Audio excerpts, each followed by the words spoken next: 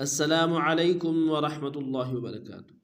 सबसे पहले हम आपको अपने चैनल में खुश आमदीद कहते हैं, मोस्ट वेलकम, मरहबन बिकुम।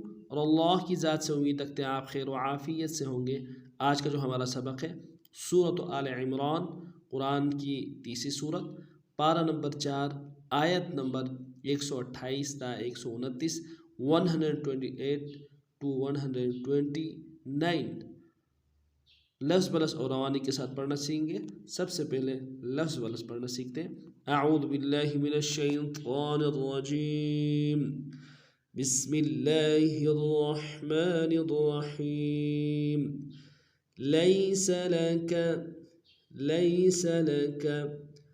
मिनल अम्रि लैस लक मिनल अम्रि शैउन أو يتوب عليهم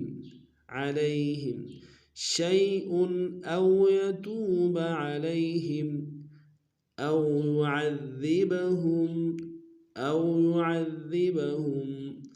فإنهم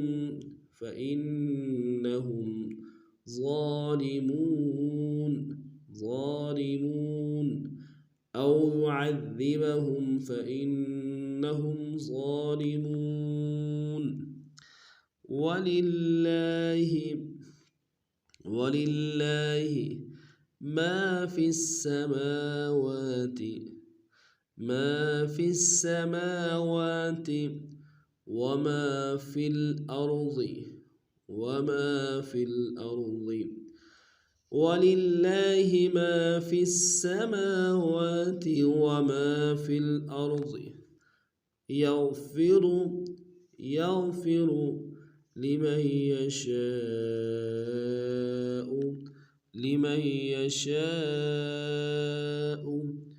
ويعذب من يشاء يغفر لمن يشاء ويعذب من يشاء. والله غفور رحيم. والله गफूर रहीम। अब पूरे सबक को पढ़ते हैं। लैस लक मिनल अम्रि शैउन औ यतूब अलैहिम औ युअज़्ज़िबहुम फ़इन्नहुम ज़ालिमून। वलिल्लाहि मा फिस्समावाति वमा फिल अर्द यग़फ़िरु लिमन यशाअ वयुअज़्ज़िबु मन यशाअ। वल्लाहु गफ़ूरुर रहीम। आज का हमारा सबक इतना ही था। नए सबक में और नए अंदाज के साथ फिर आप खिदमत में हाज़िर होंगे।